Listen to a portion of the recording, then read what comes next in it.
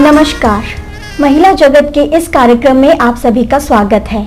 आज हम बात करेंगे उन बच्चों की जो हकलाने तुतलाने जैसी समस्याओं से पीड़ित हैं, जिन्हें हम स्टैमरिंग और मिस आर्टिकुलेशन के नाम से भी जानते हैं। हमारे साथ हैं लोकेंद्र जी, जो एक स्पीच थेरेपिस्ट और ऑडियोलॉजिस्ट हैं।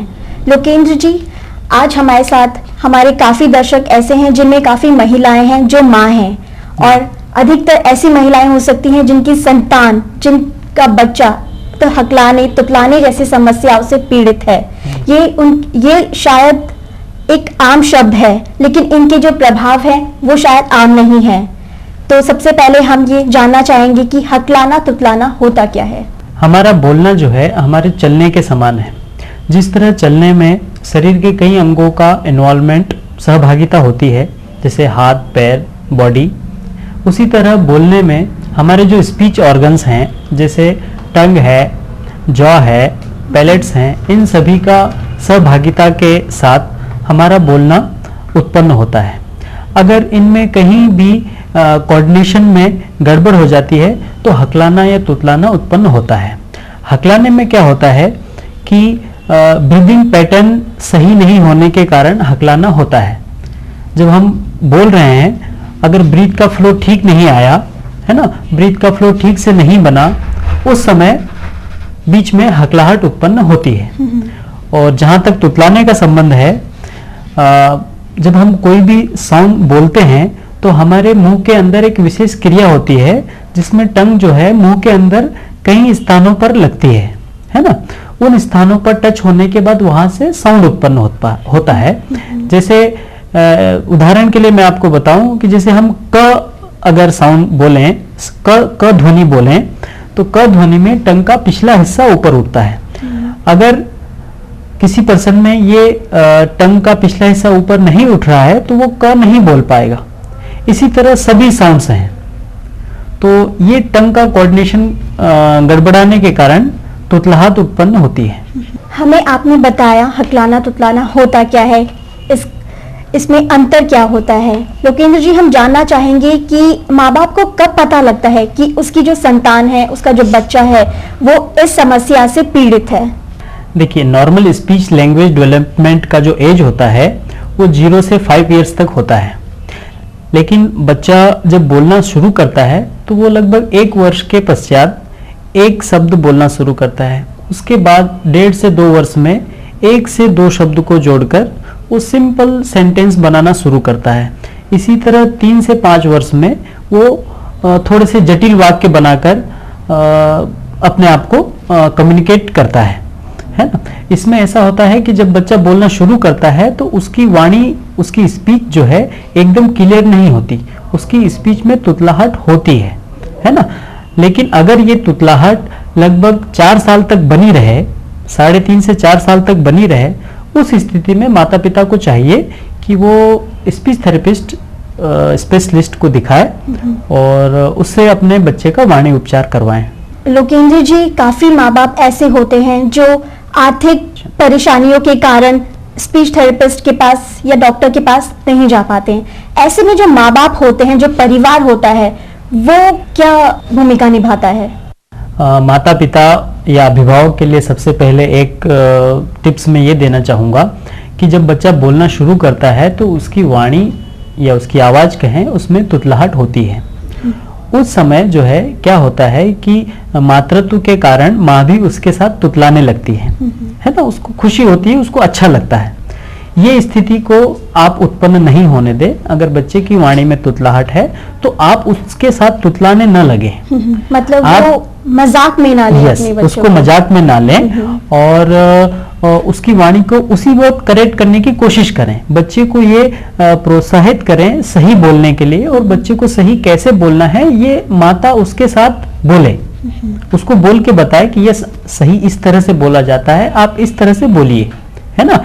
इसी के साथ घर के अन्य जो सदस्य हैं उनको भी इसमें सहभागी बनना पड़ेगा, और उनको भी चाहिए कि अगर बच्चे की वाणी में आप देख रहे हैं कि तुतलाहट या हकलाहट है तो उसके साथ स्वयं न हकलाते और तुतलाते हुए उसको सही करने की उसी वक्त कोशिश करें, है ना। और बच्चे को सही कैसे बोलना है उसको एक मॉडलिंग दे कि सही कैसे बोलना है, आप इस तरह से बोलिए। अगर बच्चा कुछ भी डिमांड कर रहा है, मांग रहा है कि मम्मा मुझे पानी दे दो, अगर वो तुतला रहा है तो माता को ये चाहिए कि उसको सही वाक्य कैसे बोलना है ये बताए और फिर बच्चे से वो वाक्य बुलवाएं और तभी उसकी वो डिमांड या वो मांग पूरी करें। जो माँ बाप होते हैं, फैमिली होती है, परिवार होता है, वो अपना योगदान अदा करता है, वो समझाता है बच्चे को, लेकिन इसके बाद भी वो सफल नहीं हो पाता है, तो इसके बाद वो किसी स्पीच थेरेपिस्ट के पास जाता है, उसे ज्यादा ही पड़ता है। तो ऐसे में आप कैसे बच्चे को ट्रीट करेंगे? हमारे केंद्र पर आने वाले बच्चे मोस्टली हकलाने तुतलाने वाले और अन्य स्पीच प्रॉब्लम से ग्रसित बच्चे आते हैं, है ना। सबसे पहले हम उस बच्चे की केस हिस्ट्री लेते हैं कि इस बच्चे की प्री नेटल और पोस्ट नेटल हिस्ट्री क्या है। प्री नेटल से मतलब है बर्थ से पहले, पोस्ट नेटल से मतलब है बर्थ के बाद।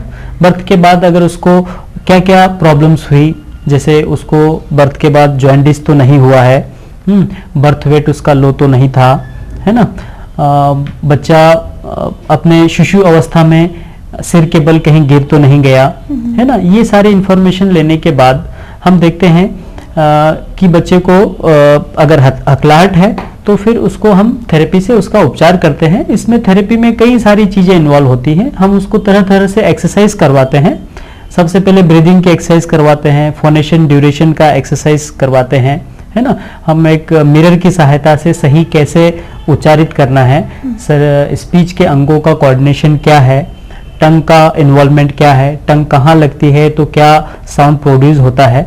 इस तरह से इसमें हम उसको थेरेपी लेते हैं। थेरेपी सेशन आधे घंटे का होता है। आधे घंटे में हम बच्चे के साथ कई सारी एक्सरसाइज करते हैं। उसके बाद फिर हम उसके पेरेंट्स को बुलाकर उसे वही एक्सरसाइज घर पे दोहराने के लिए कहते हैं। इसमें पेरेंट्स की सहभागिता बहुत जरूरी है, क्योंकि बच्चा कुछ समय के लिए हमारे पास आता है, उसके बाद वो बाकी के घंटे घर पर रहता है, तो घर पर वही सारी एक्सरसाइज उसको दोहरानी है, अन्यथा रिजल्ट जल्दी नहीं मिल पाता और इसमें काफी डिलेड हो सकता है। लोकेंद्र जी, कई बार देखा गया है कि जो बच्चा हकलाता है, तुतलाता है, वो स्कूल जाता है, उसके जो दोस्त होते हैं, सहपाठी होते हैं, वह भी उसका मजाक उड़ाते हैं। तो इस सिचुएशन में जो बच्चा होता है उसके ऊपर मेंटली मानसिक प्रभाव क्या पड़ता है? आपने बहुत सही बात कही कि हकलाहट या तुतलाहट या बोलने संबंधी किसी भी समस्या का बच्चे की मानसिकता पर, उसका ओवरऑल डेवलपमेंट पर बहुत प्रभाव पड़ता है ना। जैसे बच्चा हकलाता है तो जब तक वो घर में रहता है तब तक तो उसको फैमिली का सपोर्ट मिलता है, लेकिन जब अपने पीयर ग्रुप में जाता है, जैसे स्कूल जाता है या और कहीं जाता है, तो वहाँ वो बच्चा नोटिस में आता है, सब बच्चों को अलग सा लगता है। उस स्थिति में बच्चे उसके साथ टीज करते हैं या चिढ़ाते हैं, उस समय वो बच्चा कुंठा से ग्रसित हो सकता है, डिप्रेशन में आ सकता है। अपना जो सोशलाइजेशन है उसका, वो सोशलाइजेशन प्रॉपर नहीं हो पाता, क्लास में अपनी परफॉर्मेंस में पिछड़ जाता है, स्टडीज में पीछे रह जाता है, अपने आपको सारे बच्चों के साथ मिक्सअप नहीं कर पाता, है ना। और फैमिली में भी जैसे कोई फैमिली गेट टुगेदर है, वहां पर भी वो अपने आप को फुली परफॉर्म नहीं कर पाता। इस वजह से उसकी यही मानसिकताओं पर उसकी प्रभाव पड़ता है, वो अपने आप को पीछे हटाता जाता है, सोशलाइजेशन, हीन भावना उत्पन्न हो जाती है। सही कहा आपने, उसमें हीन भावना से वो ग्रसित हो सकता है। और अगर ये हीन भावना आगे बढ़ के फिर उसके पूरा करियर को प्रभावित करती है। हमारे केंद्र में ऐसे कई एल्डर्स भी आते हैं जो हकलाहट और तुतलाहट के कारण कई बार इंटरव्यू फेस नहीं कर पाए, वहाँ हकला गए या तुतला गए, तो वहां पर उनको काफी शर्मिंदगी महसूस हुई और वो अपना जो परफॉर्मेंस है वो नहीं दे पाए, जबकि उनमें काबिलियत थी। मतलब पूरा भविष्य इससे प्रभावित होता है अगर इसका इलाज ना किया जाए। हाँ, इसका इलाज न किया जाए तो उसका, बच्चे का पूरा कैरियर, उसका पूरा लाइफ प्रभावित हो सकता है। लोकेंद्र जी, यह जो समस्याएं हकलाना तुतलाना, यह लड़कों में ज्यादा होती है या लड़कियों में, क्या ऐसा भी कुछ है? इसमें ऐसा होता है कि लड़कों और लड़कियों में अगर हम तुलनात्मक दृष्टि से देखें तो लड़कों में ये समस्या ज्यादा होती है बजाय लड़कियों के। इसमें 1:4 का रेशियो होता है लड़कियों और लड़कों का। लड़कों में हकलाहट तुतलाहट या वाणी संबंधी अन्य जो समस्याएं हैं वो बजाय लड़कियों के लड़कों में ज्यादा देखने को आती है। लोकेंद्र जी, काफी लोगों की यह धारणा है कि हकलाने तुतलाने वाली समस्याएं एक उम्र तक चलती हैं, एक उम्र तक सीमित है, उसके बाद बच्चा खुद ब खुद ठीक हो जाता है। क्या ये सही है?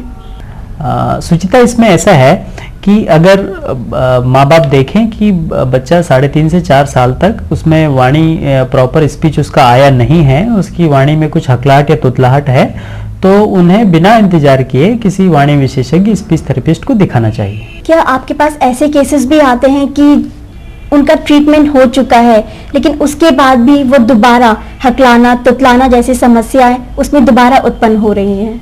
जब हमारे पास ट्रीटमेंट के लिए आता है तो हम उसमें पेरेंट्स का इन्वॉल्वमेंट जरूर लेते हैं। अगर पेरेंट्स का इन्वॉल्वमेंट उसमें नहीं हुआ तो सबसे पहले तो यह है कि उसके उपचार में काफ़ी देरी लगती है। उसके बाद अगर वो एक बार ठीक हो गया, उसका हकलाहट या तुतलाहट एक बार ठीक हो गई, उसने हमारे यहाँ डिसकंटिन्यू कर दिया और घर पे जाने के बाद वो एक्सरसाइजेज, वो हमारे टिप्स उसने फॉलो नहीं किया या पेरेंट्स ने उसको एक्सरसाइज वो नहीं करवाई, है ना, तो उसमें दोबारा हकलाहट या तुतलाहट उत्पन्न हो सकती है। लेकिन ऐसे केसेस बहुत कम होते हैं क्योंकि एक बार ठीक होने के बाद बच्चे या पेरेंट्स अपने आप इतना सिंसियर हो जाता है कि वो उस एक्सरसाइज को दोहराता है। लेकिन कुछ केसेस ऐसे होते हैं कि जिसमें दोबारा भी हकलाहट तुतलाहट उत्पन्न हो जाती है बिकॉज ऑफ उनकी एक्सरसाइज नहीं कर पाते, पेरेंट्स का सहयोग नहीं मिल पाता, इसलिए। हकलाना तुतलाना बच्चों में एक आम समस्या है। क्या इसके अलावा भी वाणी भाषा से संबंधित अन्य समस्याएं हैं? हकलाना तुतलाना चूंकि कॉमन है, इसके अलावा भी बहुत सारी समस्याएं स्पीच और लैंग्वेज से रिलेटेड हो सकती हैं। जैसे सबसे पहले तो जिन बच्चों को टंग टाई होता है, जिसे हम आम बोलचाल की भाषा में तातुआ कहते हैं, जिसमें टंग जो है नीचे के तालू पे जुड़ी हुई होती है, उसको सर्जरी से अलग किया जा सकता है। उसके बाद भी स्पीच थेरेपी की जरूरत पड़ती है। उसके बाद होता है कुछ जन्मजात बच्चे जो हैं जिनके तालू में छेद होता है या होंठ कटे हुए होते हैं, सर्जरी के बाद वो जुड़ जाते हैं, उनका ठीक हो जाता है तालू या होंठ, लेकिन उसके बाद भी उनको स्पीच उनका ठीक नहीं हो पाता। उस स्थिति में भी उनको स्पीच थेरेपी की जरूरत पड़ती है। इसके अलावा होते हैं कुछ हियरिंग इम्पेयर्ड बच्चे। हियरिंग इम्पेयर्ड बच्चों में क्या होता है कि उनका बोलने का मैकेनिज्म पूरा सही होता है, वो सुन नहीं पाते इसलिए बोल नहीं पाते। तो अगर बच्चा अर्ली आइडेंटिफाइड है तो उसको प्रॉपर हियरिंग एड देकर हम उसको स्पीच थेरेपी से उसका बोलना वापस हम लौटा सकते हैं। किसी दुर्घटना या बीमारी के बाद भी वाणी से संबंधित अन्य समस्याएं उत्पन्न हो सकती हैं, और अगर होती भी हैं तो उनका क्या समाधान है? जी हाँ, दुर्घटना और बीमारी के कारण भी स्पीच और लैंग्वेज से रिलेटेड समस्याएं हो सकती हैं। जैसे किसी व्यक्ति को अगर हाई ब्लड प्रेशर, उच्च रक्तचाप की बीमारी है, उसके कारण अगर उसको ब्रेन स्ट्रोक हो गया है ना, तो उसके बॉडी का राइट साइड पैरालाइज्ड हो जाता है वो, है ना। तो उस स्थिति में उसके ब्रेन का लेफ्ट एरिया अफेक्ट होता है और ब्रेन के लेफ्ट एरिया में ही हमारा स्पीच और लैंग्वेज एग्जिस्ट करता है। उस स्थिति में फिर उसको हम थेरेपी देके उसका स्पीच और लैंग्वेज एरिया को हम रीएक्टिवेट करते हैं थ्रू डिफरेंट एक्सरसाइजेस, और कुछ समय बाद उसका स्पीच और लैंग्वेज दोनों वापस आ सकता है। लोकेंद्र जी, आपने हमें और हमारे दर्शकों को हकलाना तुतलाना और वाणी से संबंधित अन्य समस्याओं की जानकारी दी।